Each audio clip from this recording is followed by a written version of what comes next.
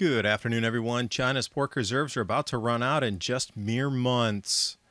U.S. not far behind. Frozen pork supplies plunged to decade low. 80% of Americans say post-pandemic food inflation impacting their spending. And McDonald's says it's experiencing burger shortages because of a Happy Meal from Travis Scott. Meanwhile, in Venezuela, gasoline shortages, citizens resorting to riding donkeys. And what do you think the chances Americans are going to spend 3 days waiting in line to get gasoline at a station? And just a quick word from this video's sponsor. You know, if you'd worked for a company for years before COVID came along and they let you go, you may have left some treasure behind. Your old 401k or IRA could be worth thousands, and it's still working for your old firm, not you. So if you're a bit uncertain about what the future holds right now, and how you can convert your old 401k or IRA into a gold or precious metals-backed IRA, it's worth jumping on the phone and calling the team at Noble Gold. 877-646-5347, and the link's in the description box below.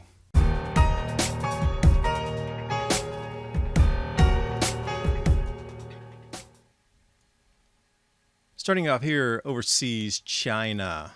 The amount of soybean purchases is at record highs, spurring global increases in soybean prices. But this is about pork.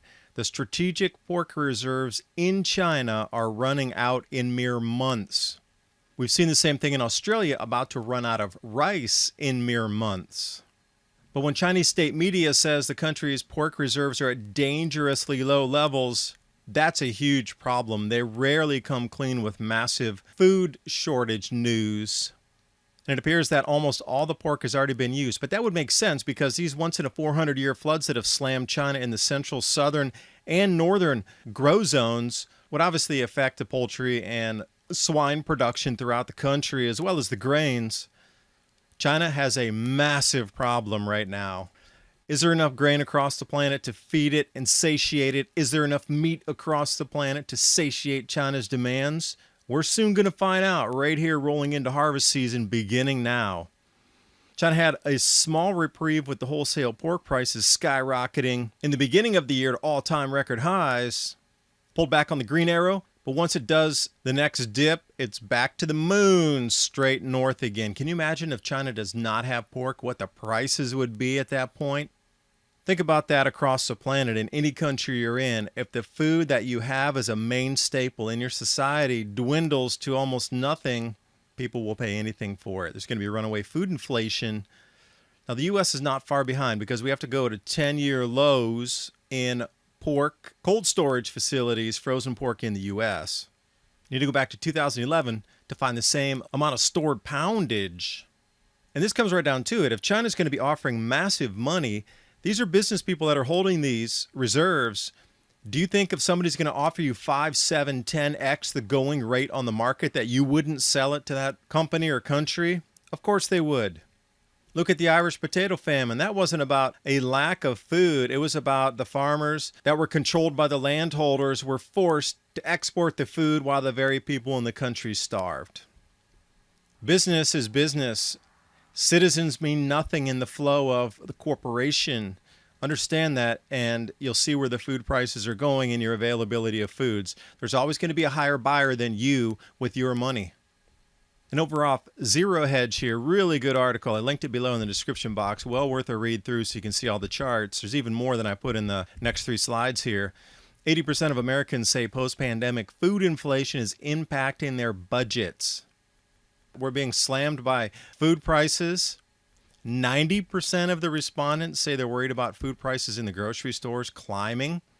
There's a huge disconnect between the perception of what is and what is. 85% of the people say they're paying more because of the virus that's out there. More for household goods, more for foods itself. And then the shopping shortages are something entirely different here. So 83% of the respondents are saying they have difficulty finding the groceries that they used to normally purchase, meaning breakdown in the supply chain, substitution crops that are still edible, but instead of eating broccoli, you're going to get Brussels sprouts. I mean, there's a huge difference in that in terms of taste and desire, cookability. but it's still a vegetable green. There's still something in the store. How dare you complain?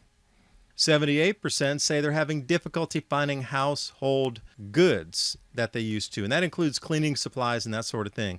Sponges, cleaning supplies, bleach, whatever it is. But the most interesting takeaway from that is half of the people said that they're spending less on food and they've changed their diet. So I'm wondering with the price increases if everybody's going to switch to a mainly vegetable-based diet, because pork, beef, chicken, and meats are going to go through the roof.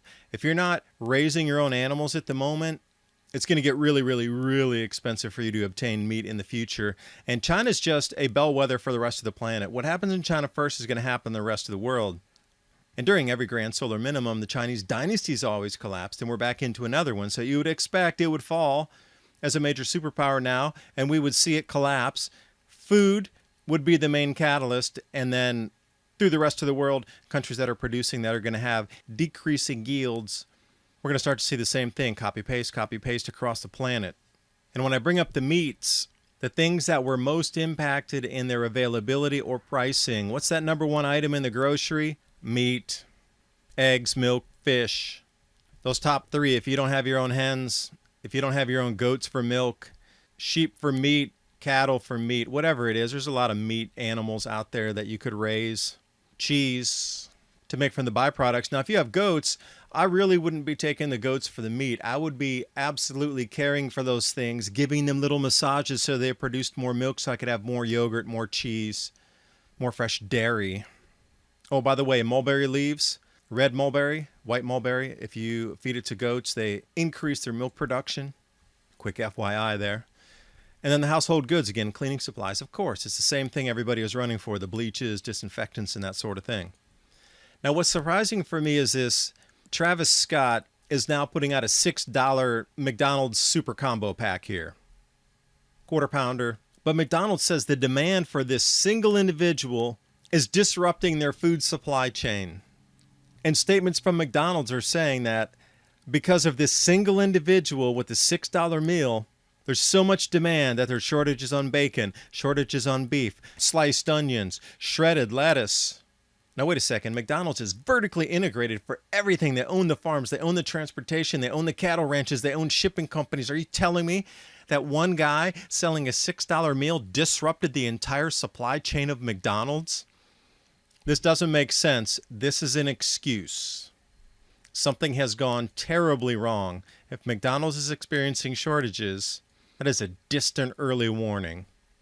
And another bit of strangeness across the web here, gasoline shortages forcing Venezuelans to ride donkeys as an alternative method of transportation. Gasoline shortages, okay, your vehicles aren't running. Donkeys. Also, they protect against coyotes if you have any livestock out there. If you have sheep or goats, you're going to want donkeys because they do keep the coyotes away. And as you see right here, they're a transportation pack animal. Even if you don't ride them, you can load them up with goods and then walk in front of them and they'll carry your supplies with you. These have been used since antiquity as pack animals. Now think about it. In America, what would people use as an alternative if the cars don't work anymore? How many donkeys do you see around your local area? And then digging deeper into the article here, they linked off to a couple images and loosely translated regressing or returning back to the colonial era in the towns of Venezuela. Headline kind of says it all right there. And can you envision an American street looking like this moving forward? Now, another thing to take into consideration, if there is an earthquake along the New Madrid fault zone, it's going to bust a lot of the pipes, or almost all of them, going up the Mississippi River. That's going to cut off natural gas, water, and fuel supplies, whether it be diesel, kerosene, or gasoline of the different unleaded or 100% unleaded varieties. Even back in May 2019, the massive shortages in Venezuela, people were spending up to 3 days sleeping in and on their cars to be able to line up to fill their gas tank. Now I ask you again, how would this fly in America? Do you think Americans would line up for 3 days to get petrol? Or what would this de-evolve into while people with their tempers lining up for 3 days to get a tank of gas? Because another facet to add right in there is, quote, the most expensive gasoline we ever bought because they lost 3 days of wages waiting in line for 3 days, plus the incredible prices per gallon. So when you think about all that input into just getting petrol, Wouldn't it be better to have like 1,000-gallon storage tank that you could keep on your property?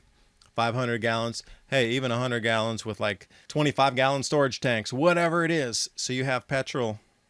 You're seeing it everywhere across the planet. Is starting to unfold right now. It doesn't matter what country it is, you're seeing it everywhere in play. Disruption after disruption after change, shift, and morph. So this is our new lifestyles. You're going to have to get ready for these massive changes. So how prepared are you for these emergencies and lack of food supplies, disruptions in supply chain, different food availabilities, and maybe even non-availability of food? Give yourself the peace of mind. Whether you purchase here from My Patriot Supply, 1 week or 4-week emergency food supply, whether you do that or not, does not matter. You need to get food. Go out to your supermarket and get it. Go to a wholesale store and buy it. Go to a bulk place and get it. Go to your farmer's co-op and get bulk seed so you can grow your microgreens, whatever. You need to get bulk food stored up right now. This is a fast track to do it. I do appreciate you watching. Hope you got something out of the video, and I'll see you next time.